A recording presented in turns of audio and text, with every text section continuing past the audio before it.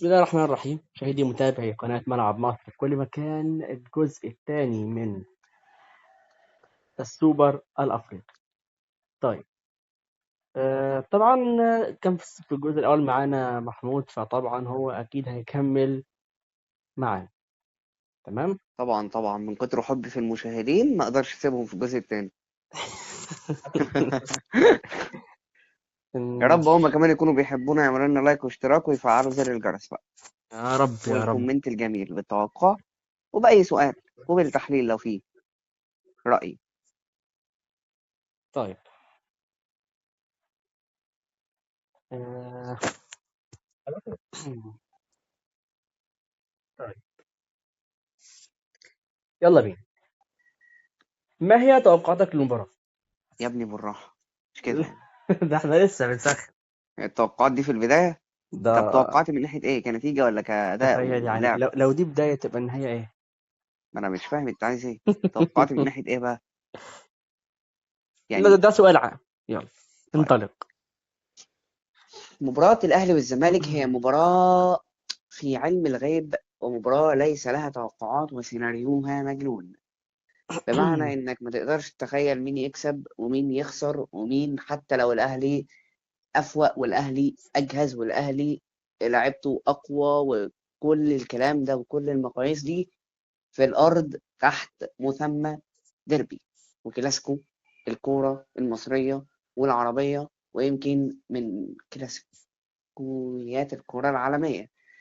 فبالتالي أنت ما تقدرش تقول مين فينا هيكسب، مين فيهم هيكسب، أهلي أو زمالك، لأنه في كأس مصر، النهائي بتاع كأس مصر، اللي الأهلي فات. الزمالك كان أفضل مم.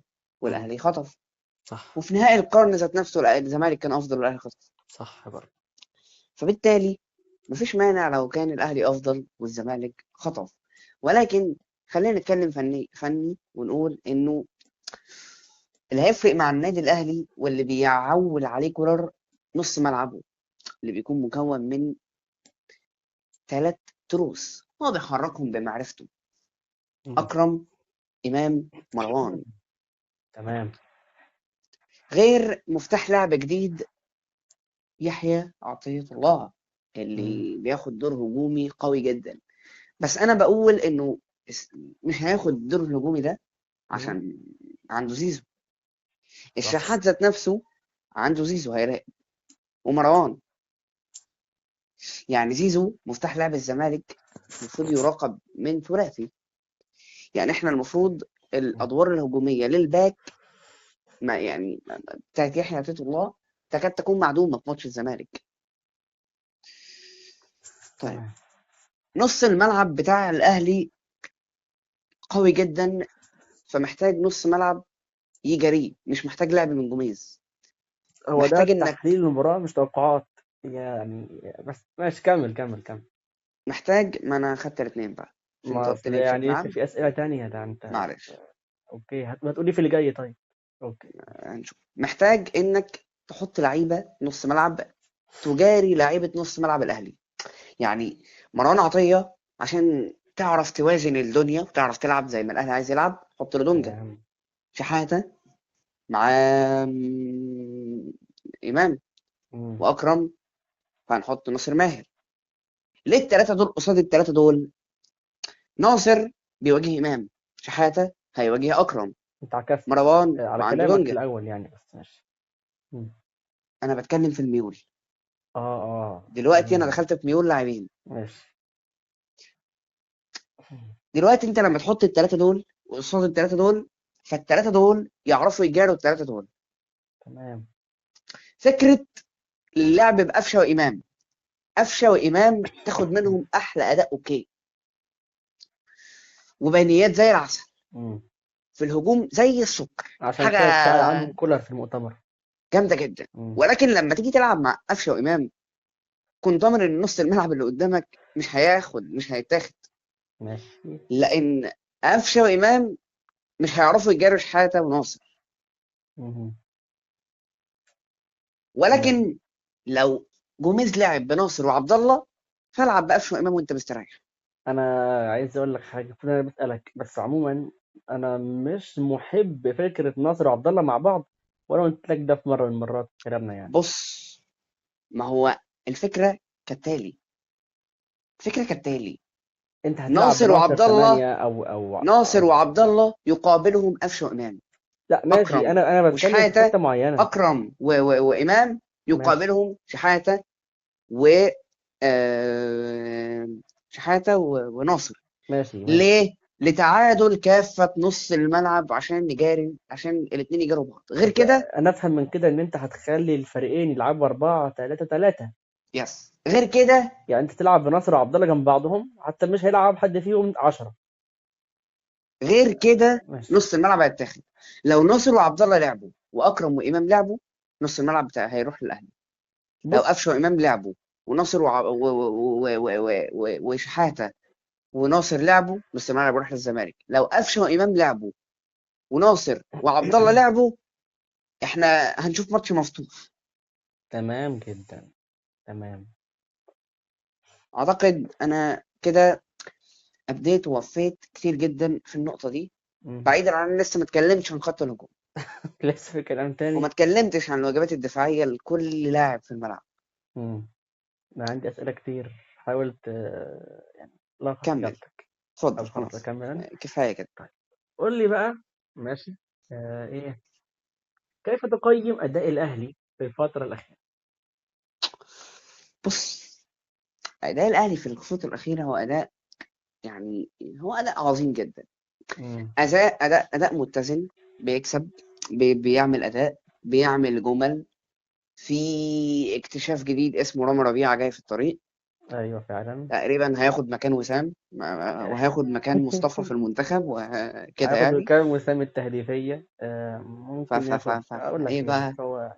خلاص بقى يعني، هو زي بيفكرني الفل. بفترة انطلاقة عبد المنعم لما كان بشكل يعني كان مجرد مدافع عادي، الأهلي أصلا ما كانش حتى بيفكر فيه. فجأة كيروش شافه فيلا على المنتخب فتألق، فالأهلي ده احنا عندنا مدافع مختلف، طب ما نرجعه من الإعارة بقى أحسن مدافع في أفريقيا فاهم.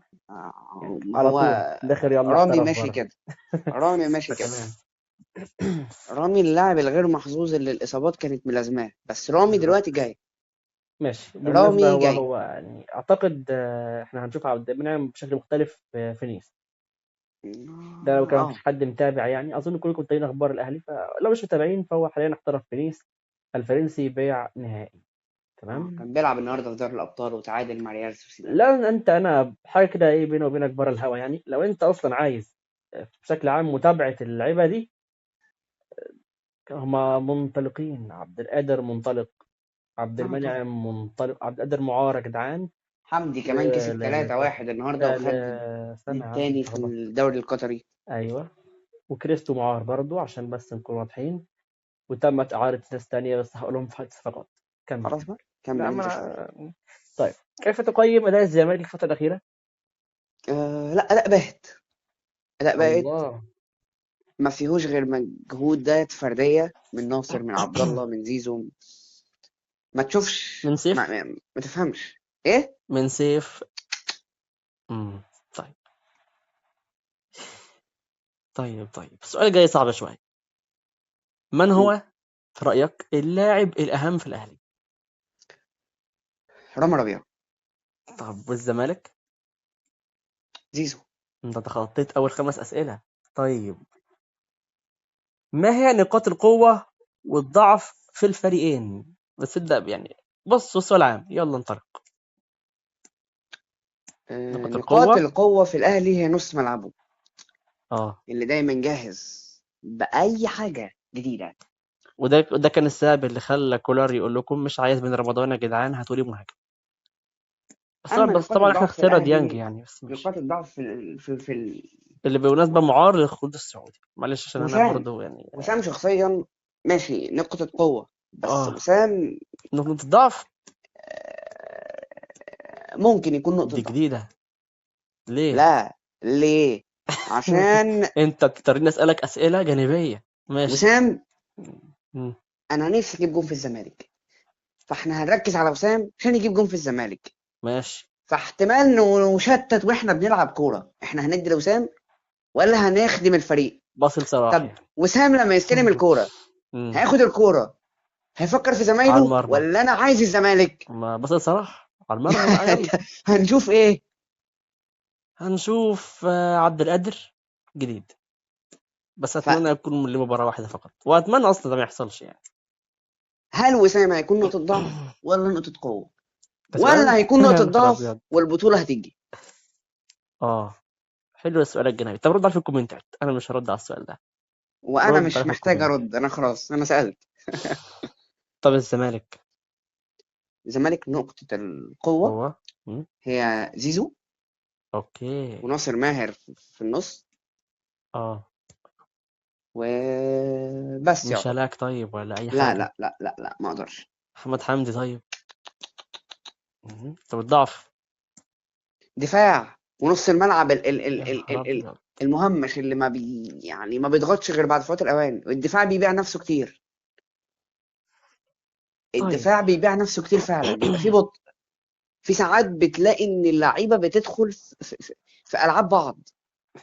عشان كده قلت لك ايه، انا مش شايف ان ناصر وعبد الله يلعبوا مع بعض لو الخطة 4-2-3.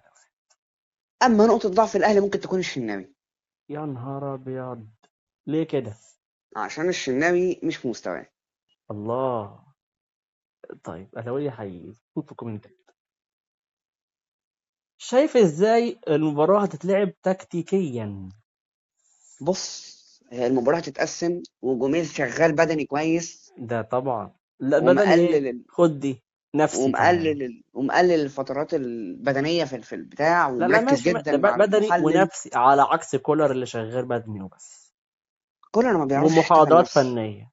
كولر ما بيعرفش يشتغل نفسي، هو كولر عمل ثم عمل ثم عمل، حتى الدكتور خلع. المترجم الجديد يا جدعان كان في ضياء النجار، دكتور جامعة في آداب ألماني. فألسون يا ألسون. ألسن ألماني، أيوة صح. بعد كده جابوا بقى مكانه رضا الحنفي. بس محدش يسألني مين ده لأني ما عنديش معلومة حاليا. ولا أنا. أنا حبيت أقول ف دي بس. وسامي مصطفى هو حاليا يعني مدير الكورة بشكل رسمي خلاص. هو ومختار رئيس لجنة التخطيط. خلاص نقول الماتش بس ليه المختلفات سيناريوهين. يا عم. ماشي. لا إما هنبتدي سيناريوهين. طيب. بضغط من النادي الأهلي وحذر من الزمالك كي يعني يواجه جوميز. كولر اللي مش عايز يتكلم عن يعني يعني مش عايز يقول له التدريب شكله ايه، طب يعني حقه. مش عايز يقول له اللاعب بيلعب فين ولا ازاي ولا انت بتعمل ايه. طيب. فلازم ناخد شويه نواجه. فهل كولر هيستغل النقطه دي وهيهاجم، ولا الاثنين هيبتدوا حذرين؟ ده سؤال. طب برضه في الكومنتات يا جدعان، انت بتسألني ليه؟ انا مش عارف بس يعني ماشي. انا بسالهم وانا بجاوب. طيب. محمد فهو صلاح كان طلع. السيناريوهين طيب. كالاتي. ماشي. لا اما الاهلي هيهاجم في مم. اول ربع ساعه ويحاول يخطف هدف وننجز كده وايه، مم. مم. ناخد القصه. لا اما الاثنين هيبتدوا حذرين. لا اما تمام. الزمالك ده كان هيهاجم. التالت. طب لا ماشي. اما الزمالك هيهاجم وهكذا ممكن. لا اما مثلا الرابع ممكن نشوف كمان. بقى ايه، مم. هجوم كده اربع الاهلي سيناريوهات. ده الضاغط القوي جدا. بس يعني ممكن نلاقي هجمه مرتده بتتخطف علينا بجون. طيب هو على كلام ممكن محمد تشوفوا هجمه صلاح. مرتده هدف، يعني عادي جدا. هو على كلام محمد صلاح ان الماتش هيكون ماتش سيء من الناحية الفنية، او بمعنى صح ايه، هادي. لا الماتش مش هيكون قال لك سيء ولا قال هيكون لك هادي. قال لك الفريقين يعني مش احسن حاجة دلوقتي. في الماتش هيكون هادي فني هادي، يعني في الملعب مش هيقعدوا بقول ايه، لك ايه يجروا بقى ويهاجموا يعني لا بقول لا. لك ايه انا بعرفك وبقول لك الماتش ده مش الله. هيكون هادي. الماتش ده هيكون ماتش من احسن الماتشات اللي هتشوفها الاهلي والزمالك فنيا، وانتصر. تصريح ضد تصريح محمد صلاح نفسه. انتصر. يا. طيب. طيب. طيب. هل تعتقد ان الاهلي عنده ميزة تاريخية في الماتش ده؟ لا الزمالك اللي عنده ميزه تاريخيه في الماتش ده. طب ليه دخلت في سؤال تاني؟ الاهلي عنده ميزه عدديه من حيث البطولات في الماتش. لا انا بتكلم في التاريخ دلوقتي في الاهلي.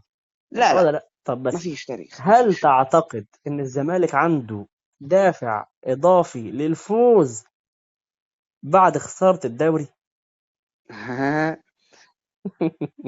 كما قال جاوبني فتوح جاوبني. الغائب نهاية القرن، هو لبسها للاعبين. بطولة قارية قصاد الله، بطولة قارية. حلو هو ده. فتوح لبسها للاعبين. خد بالك احنا لسه في السؤال التاسع، يعني لسه احنا ايه بنسخن. يلا بينا. فتوح لبسها للاعبين، خلصت، انتهى.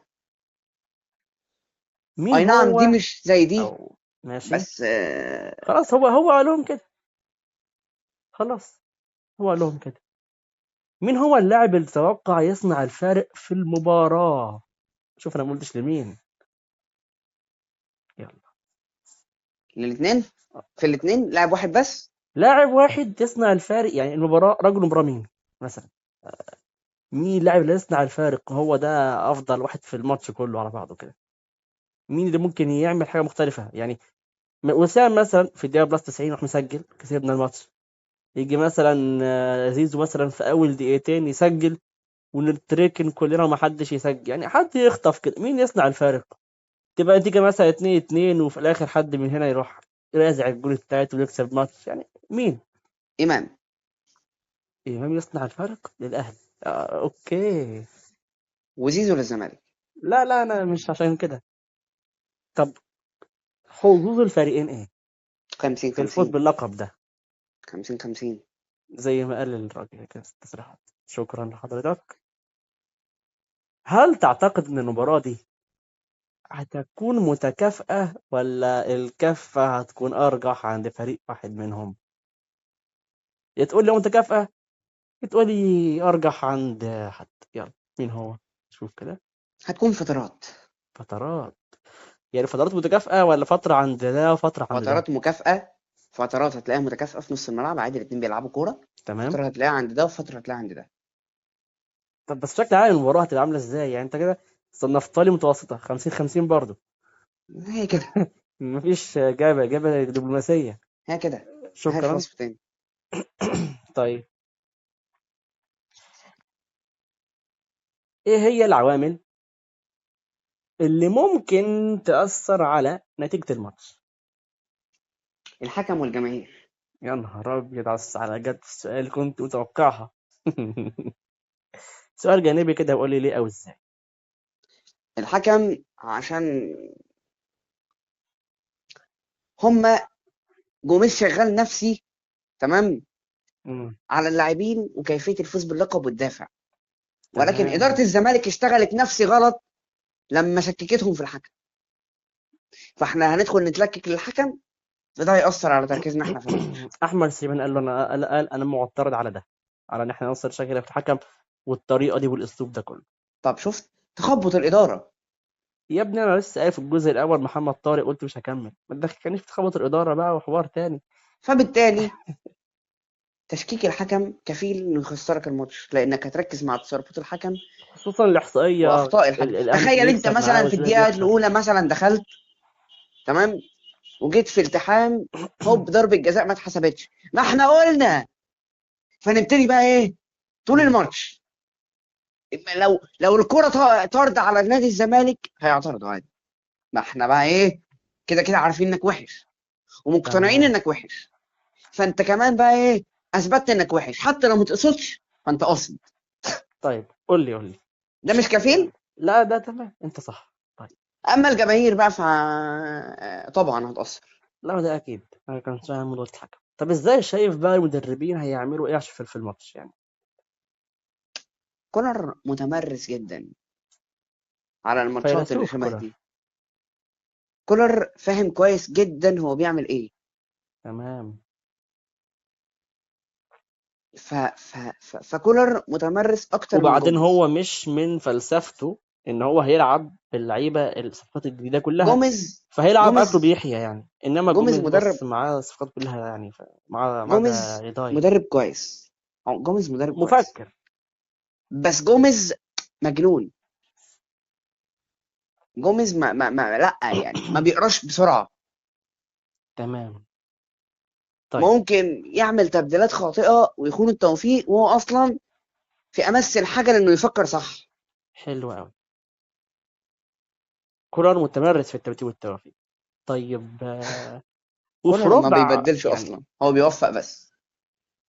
لا التبديل والتوفيق بشكل عام كعنده في الفريق مش في الماتش. طيب. ممكن. في طيب ربع بقى حلقتنا كده او الجزء الثاني قول لي كده تشكيلة الفريقين. في حراسة المرمى الشناوي. ده الاهلي خط الدفاع ولا محمود الشناوي ولا ايه؟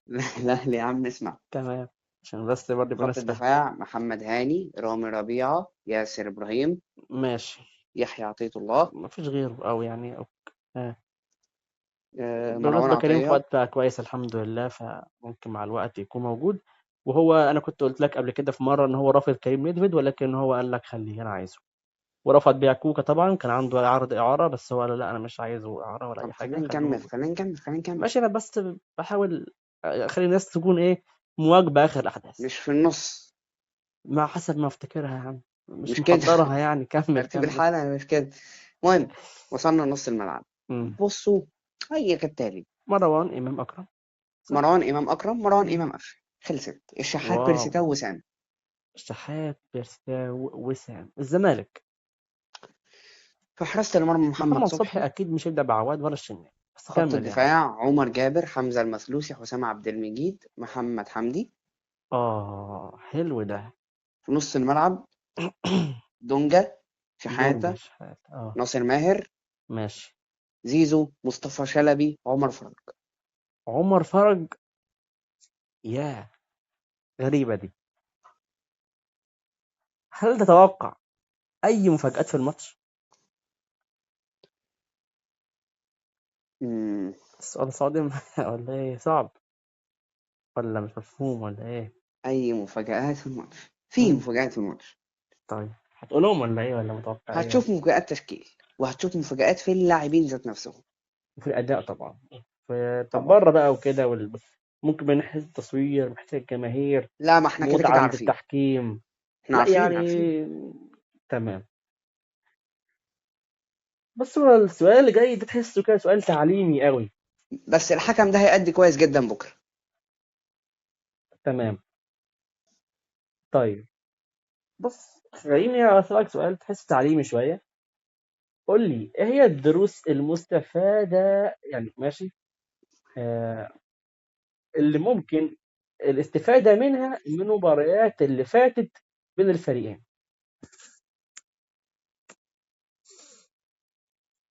التركيز مع الفريق، عدم التركيز مع أي مشتت خارجي، الله حلو، شفت خارجي دي.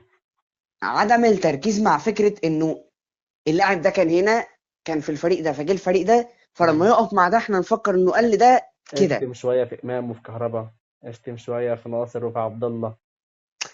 امم. بلاش فاهم. شد عصب. فاهم أنا. دلوقتي ناصر وعبد الله فين؟ في الزمالك. الزمالك خلاص. إمام كهربا في الأهلي. بنعمل إيه؟ بنلعب ضد بعض ماتش، احنا اخوات واصحاب بنتنافس في هو الملعب. نفسهم قالوا احنا يا جدعان الكلام ده بره الماتش مفيش حاجة من دي، احنا يعني انت عادي. واحد قاعد بتشجع مش فرقتنا، تمام، طز في امام، يعني ليه؟ عارف.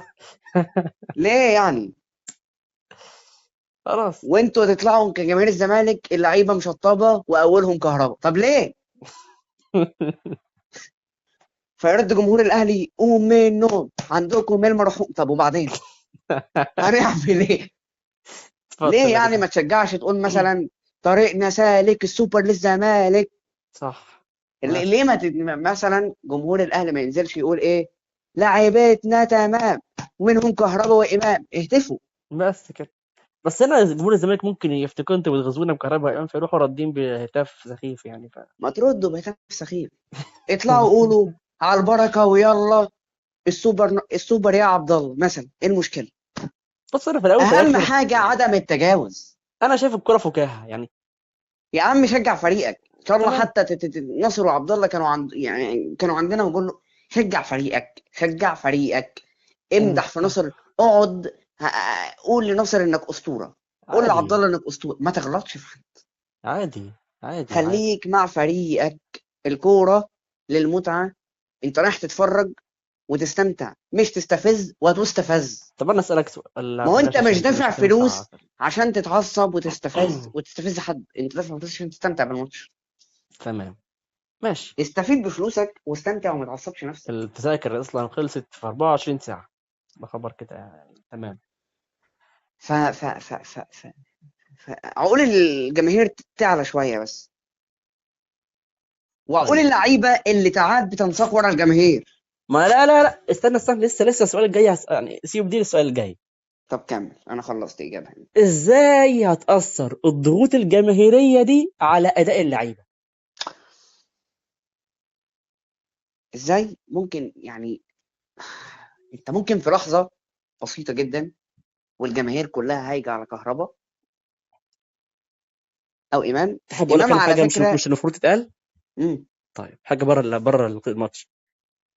المدير الرياضي بتاع فرانك فروجي او فرانك فروزي بتاع اصلا المجري بتاع بن رمضان يعني، قال له بص انت، هو والمدرب بتاع منتخب تونس قالوا له يا ابني انت يعني ايه، لما كان هيجي الاهلي يعني، قال له بص خلي الاهلي ياجل المفاوضات لحد بعد الماتشات دي وما تتكلموش في الحوار لحد ما نخلص ماتشات المنتخب، عشان لو اتكلمت في ده الملعب هيتحول لكرات نار عليك.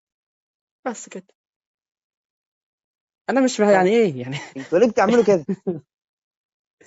فتخيل وطلع قال كهربا لك مثلا. اللاعب لو جه الاهلي حياته مهدده بالموت.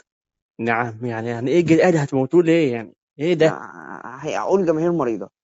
لا يا جدعان تخيل ان انت قاعد بتلعب مثلا، ما هو انت كهربا مثلا مامته في المستشفى اهي، او ايوه. كانت في المستشفى، او ما اعرفش انا مش حالتها عارف حالتها الصحيه عامله بصراحه، ازاي. يعني خبر ايه حاليا ما بس انا عنديش قاعد فكره. بلعب مثلا فلاقي لاعب بيقول لي يلا يا ابن طب ايه انت بتشتم صح. امي ليه جوه هنا بقى؟ بعدين بصراحه اقول لك حاجه، ما تجيش يعني كاهلاوي ما تجيش تشتم لي في كباله وتقول لي هو ليه عمل كده في الماتش. حضرتك انت اللي بدات وشتمته ولا انا غلطان؟ ما هو انت لا اهلاوي تشتم شيكابالا لا ولا يعني طب زملكاوي سؤال تشتم سؤال. كهربا. شيكابالا دلوقتي في الدقيقه مثلا 67 نزل الماتش، خلاص هو لسه نازل، انت بتشتمه ليه انت؟ يا عم ما انا عايز اقول لك انت لا تشتم شيكابالا كاهلاوي، ولا انت كزملكاوي تشتم كهربا. بالظبط. بالظبط. تشجع وانت ساكت. وانت كلاعب يعني حط في برضه ودنك يعني قطن يا بابا، حط في ودنك يعني قطن يا الجماهير حبيبي اصلا والعب كوره. اول حاجه مش العب هتقولها كوره. ما اقول لك تسمعش حاجه، للجماهير يا ابني يعني. ما تسمع لهمش. اقول لك حاجه، انت كشيكابالا شتمت، اقول لك انا بص حاجه اجمل. روح هات جون طب يلا. بص في جمهور في ماتش الاهلي بتاع سموحه لما شتموا امام وشتموا كهربا وعبد المنعم وقعدوا يشتموا في الناس والخطيب وما اعرفش شتموا في مين، الشناوي طلع قال لك يا جدعان دول جماهير اسكندريه بس دي مش جماهير الاهلي. فانت ما تسمعش يعني بالعقل جماهير الاهلي مش هتطلع تعمل كده. وبعدين خليني اكون واضح وقلت لك قبل كده ما اعرفش هينفع اقولها ولا، الجماهير وسطهم اشخاص، اكتر من كده مش هقول. والله اعلم خلاص بقى بص. مين بيبعتهم، ها اي بص حاجه بقى مش بص انت هتكلم. كلاعب كوره حط في ودنك قطن والعب كوره. بس. انت وظيفتك تلعب كوره، هو وظيفته يشجع، بيشجع بيقول ايه مالناش فيه، مش قصتنا دي. بالظبط. العب ماشي. كوره وخلاص. طيب السؤال اللي بعده. مين هو اللاعب اللي تتوقع انه هيتألق في الماتش ده؟ سيبك بقى من الناس بتاع بيرسي تاو. الفارق. طب بيرسي تاو؟ ده بشكل عام يعني مش الزمالك او الاهلي، ده بشكل عام. مم. ليه؟ عشان هو عايز. طب ليه مش عمر فرج؟ عشان بيرسي تاو عنده دافع انه ما سجلش في الزمالك خالص. طب ما عمر فرج ما سجلش في اي خالص، خصوصا الاهلي كمان بس كان عمر عايزه، لسه جاي، لكن وعمر بيرسي جاي كان من عايز زمان. الاهلي، وفجأة الاهلي كلمه قال له اسف، فممكن لو انت بقى يردها له هدف في مرماه في السوبر مش فاهمني. مشكله، بس بيرسي تاو انا بالنسبه لي الدفع بتاعه اقوى. ده حقيقي بس تتناقش برضه نوضح للناس. ماشي. قول لي كده النتيجة اللي ممكن تتوقعها للمباراة. لا ما عنديش. يا نهار أبيض، زي عم زي الدقيقة السيد ما قال. طيب هل تعتقد إن المباراة دي هتشوف يعني أهداف كتير، ولا هتكون أهداف منخفضة، ولا يعني واحد على صفر حسب كده بدايتها. حاجة عادية على يعني؟ حسب بدايتها. حسب بدايتها. إن شاء الله مع بعض نبقى نشوف الحوار ده بعد كده إحنا متابعين الماتش. إيه هي أهم اللحظات اللي لازم تنتبه لها في الماتش؟ أعتقد أنت ممكن تكون اللحظات مش فاهمه الاخيره. يعني، ده أنت كمشجع. طبعا. لو أنت بقى كلاعب كورة في المباراة كأنك بتكلم اللاعبين دلوقتي، محاضرة كده فنية للاعبين. اول ماتش واخر الماتش. حلو ده. اول الماتش هتعرف خصمك بيلعب ازاي وهتعرف تلعب. اخر الماتش عشان ما تتخطفش تعرف تمام. تخطف. ازاي تشوف يعني، او ازاي شايف ان حركة اللاعبين تأثر على الماتش؟ حركه اللاعبين بمعنى ايه؟ يعني في الملعب كده، في الملعب ادائهم بص في الملعب ممكن يأثر ازاي على الماتش؟ الانسجام بين اللاعبين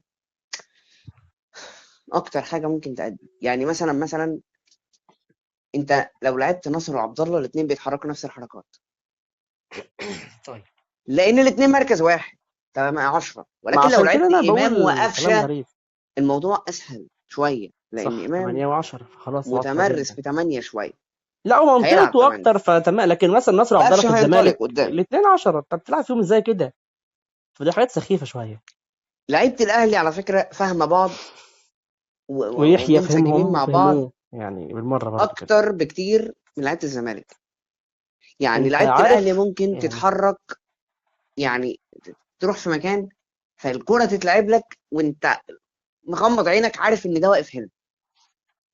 لعيبه طيب، الزمالك ما وصلوش للليفل ده. طيب، سؤال سريع كده، قول لي ازاي، او يعني ايه هو العنصر اللي هيدخل على المباراة يحمسها؟ ايه الحاجة اللي تخلي كده المباراة او اللاعبين مثلا تكون متحمسة في الماتش؟ هدف بدري الله. لمين؟ لاي حد. اي هدف هيخلي اللعيبة تجري وتنطلق وتتحمس في الماتش. اي هدف حلو بيدي ده. دافع. طيب، هل تتوقع ان يكون في اي قرارات تحكيمية مثيرة للجدل؟ هيكون فيه، عشان ياه. احنا مش ان شاء الله بنثير لا الجدل. مثلا، ولا لا كده هسكت خلاص. طيب، انا مش عارف مين الغيابات، لكن ازاي هيأثر غياب اي لاعبين رئيسيين على اداء الفريق ده؟ لا، ما السؤال ده محتاج ان اكون عارف الغيابات عشان اقول لك ده هيأثر في ايه وده في ايه. بس هي مم. الفكرة كلها ان الجهة الشمال، انا لغاية دلوقتي يعني علي انا بالنسبة معلول للزمالك مثلا في ما الاهلي اهو تعوضتش. لا لا لا، اتعوضت خلاص. لا، اتعوضت. يحيى قادر. طيب، ايه هو؟ ولكن على الناحية التانية فتوح ما تعوضش. بنتايج. ولا بنتايج ولا محمد حمدي ولا اي حد من دول يعوض فتوح. شكرا. آه... ايه هو تأثير ما الاصابات على بنتايج المباراة؟ جه ومحمد حمدي جه وجوميز قال لك انا في المؤتمر الصحفي حتى، قال لك انا معترض على غياب فتوح ما انا برضو. قلت في الجزء الاول بقى، قلت يا عم وعلى جوميز فكرة ده بالنسبة لي عامل مؤثر على الخسارة. المباراة، لانك مش واثق في اه، البديل. تمام. قول لي بقى ازاي الاصابات وبتصرح بده في هتأثر في الاعلام الماتش عشان نكون فاهمين. تاني كده. ازاي الاصابات هتأثر في اللقاء؟ على حسب شوف الاصابة. الاسئلة ازاي مختلفة يعني. على حسب الاصابة طبعا. يعني انت لا لو يعني وسام مثلا في اتصاب. الزمالك انت عندك، في يعني الاهلي زي ما انت في معلول مصاب حاليا، في الزمالك في الونش مصاب حاليا، كريم فؤاد مصاب في الاهلي. انت بقى المصابين كده بالطريقة دي كده، قول لي يعني هي بقية المصابين دول هتأثر ازاي؟ لا، اعتقد ما فيهاش تأثير. عادي زي ما غاب وزي ما هيلعبوا يعني. بالظبط، ما فيهاش عادي. تمام. المؤثر هو الوحيد بالنسبة لي هو فتوح. ايه هي نقاط الضعف اللي ممكن يستغلها كل فريق؟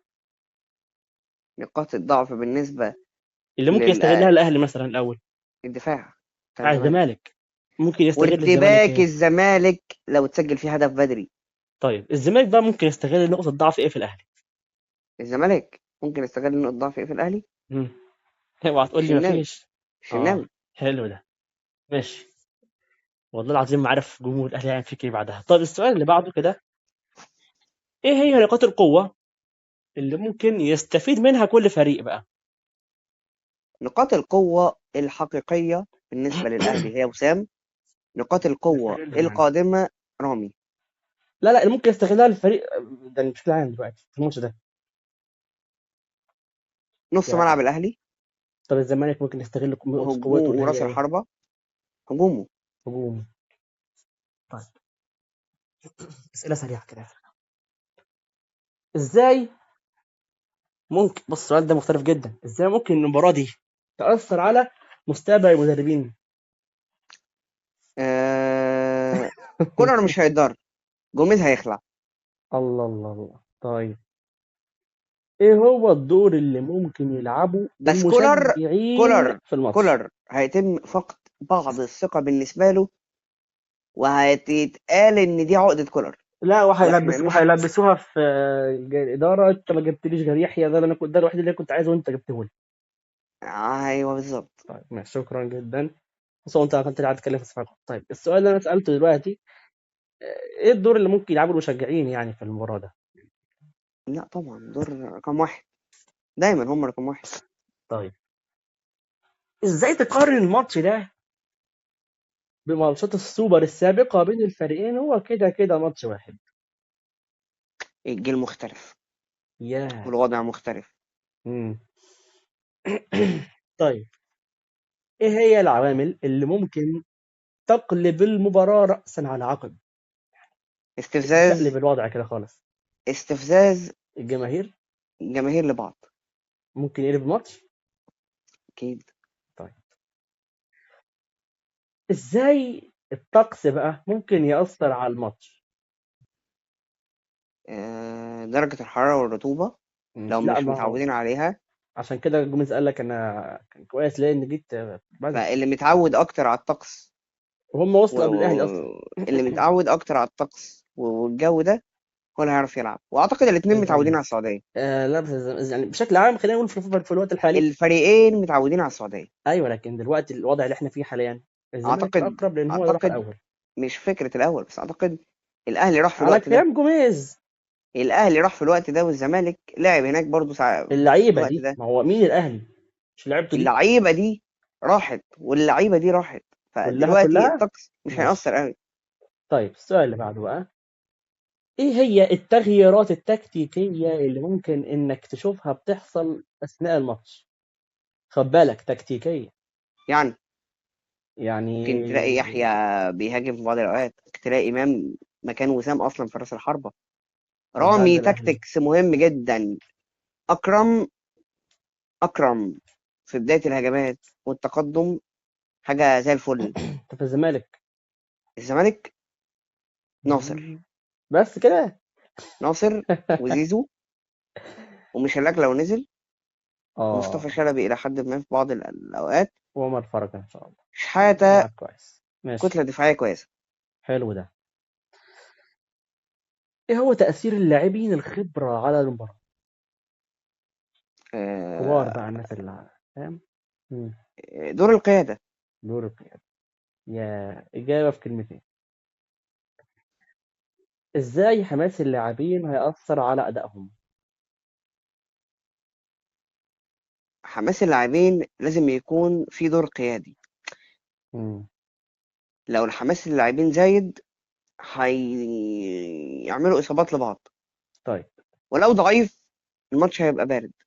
فيجب متوسط. الاعتدال، ويجب ما تدخل أنا القواد إذا زاد أو قل. ما أنا زي ما قلت لك قبل كده لما كنا بنتكلم الاعتدال هو أحسن شيء. طيب ايه هي التحديات اللي بتواجه المدربين في الماتش ده؟ تحديات كولر هي خسارة السوبر اللي فات. تحديات جوميز لا استنى يا عم، وكمان ماتش الزمالك اللي فات. لا ده ماتش عادي. لا لا لا بس هيفرق في حتة ممكن عقدة يفرق. كولر اللي انت اتكلمت فيها من شوية. دي مش عقدة كولر. الزمالك هو مش كسب. هيسيبوها كده الجمهور. أنا مالي بالجمهور. اه انت بتتكلم من ناحية إدارية. ماشي أنا لا. بتكلم ناحية إدارية، ناحية ما عقلية. احيانا الجمهور هو اللي بيتحكم سيبك في من الناحية، الأندية لا ويختار ما أنا ما المساكين. بتكلمش في الناحية العاطفية دلوقتي. تمام. إحنا ما فك ماشي إحنا دورنا كمحللين نتكلم بالعقل مش ماشي بالعاطفة. ماشي تمام. فدلوقتي أنا بالنسبة لي المقياس هو السوبر اللي انا خسرته من اتحاد العاصمه على نفس الارض، ارض السعوديه. طيب. فانا مش هينفع اخسر 2 سوبر ورا بعض. طيب التحديات بتاعت جوميز بقى، يعني توطيد الثقه والعلاقه بينه هو وجماهير الزمالك. توطيد الثقه بينه هو والاداره. ماشي. الفوز ببطوله جديده. واصلا محدش عايزه فا يعني هو انت و فاهم. تطويل عمره شويه هنا يعني. اه لان محدش عايزه اصلا. طب ايه اهمية الدفاع والهجوم في الماتش؟ إجابة سريعة كده. لازم يكون الماتش فيه، وانت بتهاجم تكون واخد بالك من دفاع اللي قدامك طبعا عشان وتدافع على اعلى مستوى. حلو أوي. ازاي هينعكس اسلوب لعب الفريقين على الماتش نفسه بقى؟ إجابة سريعة برضه. طيب يعني يا ريت آخر الأسئلة تكون إجابتها بص، سريعة كده يعني هي. مم. اللعيبه اللي بتقف على الكوره وبتتحكم في الريتم هي اللي هتجر الفريقين وراها. يا سهل. شكرا على الإجابة الحلوة دي. إيه هي العوامل النفسية اللي ممكن تأثر على اللعيبة؟ العوامل النفسية اللي من ناحية الجماهير واللاعبين. شكرا جدا. ازاي الحضور الجماهيري هيأثر على الماتش؟ لو الحضور الجماهيري سلس، الماتش مم. هيكون حلو، يبقى جماهير بجد في يعني. فنيات وفي احترام. ماشي، ده لو جماهير بجد، مش لو جماهير الجماهير مم. زي الوايت كده نايتس او هنشوف، الالتراس الاهلي بتاعنا. ممكن نشوف اوكي. ماتش حلو ماشي كفنيات، بس احنا هنشوف ماتش أخلاقيا لا يليق بينا. شكرا جدا، لان هو اصلا تركي الشيخ قال لك مباراه للتقارب بين الفريق بين البلدين. ماشي. ما هو اللاعب اللي ممكن يصنع الفارق في المباراة من الناحية الدفاعية؟ رامي طيب. وشحاتة من ناحية الزمالك. ماشي. ازاي بقى الملعب هيأثر على الماتش كملعب بقى؟ تأثيره ايه؟ أه... بص، هما اللاعبين ما اتدربوش حتى على الملعب، فاللي هيتعود على الملعب أسرع هو اللي شكرا. حلو. ايه هي اهم عناصر المباراة؟ بسرعة جدا كده. أهم عناصر المباراة من ناحية إيه؟ بسؤال عام، اهم عناصر المباراة. كولر، زيزو، سام. كورة. والجمهور ان شاء الله.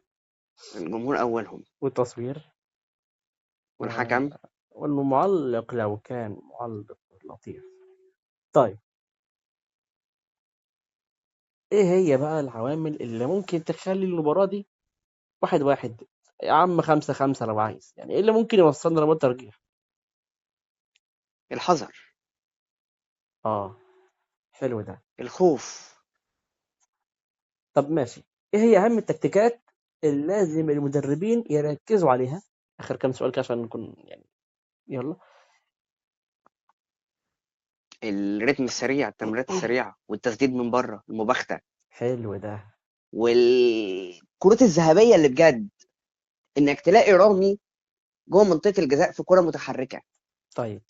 إنك تلاقي أكرم بيلعب كرة عرضية، تمام. إنك تلاقي إمام بيشوط مثلا من بعيد، إنك حلو. تلاقي يحيى عطية الله اللي المفروض يلعب العرضية تتلعب له عرضية وبيلعب بالراس. شوف طيب. تنوع، ماشي. شوف ابتكار.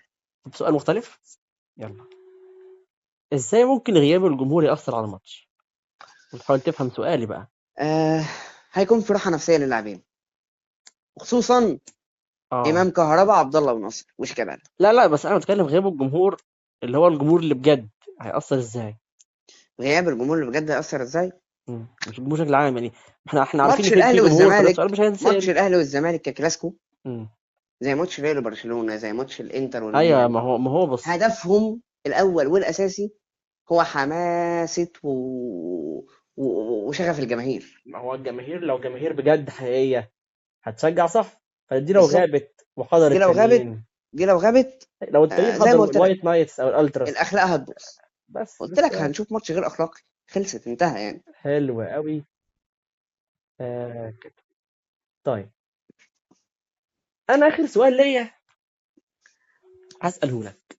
ايه هي الدروس المستفادة في الماتش ده اللي احنا عايزين نوصل له يعني؟ احنا نستفيد من مباراة زي كده. العب كورة، رد في الملعب، موت على الكورة، مش تموت على لاعب مشي. موت على الكورة، مش تموت على لاعب مشي. قالها مرتين، شايفين؟ طيب. في نهاية الحلقة هتحب تقول حاجة؟ أحب أقول بالتوفيق للفريقين، وأتمنى ظهور اللاعبين، ال- الصفقات ال- ال- الجديدة. الصفقات الجديدة على أكمل وجه وأحسن صورة، وظهور اللاعبين السابقين في الفريقين على أحسن وجه وأحسن صورة، وأتمنى عدم التأثير الجماهير على أي لاعب في الميدان. شكرا جدا كده.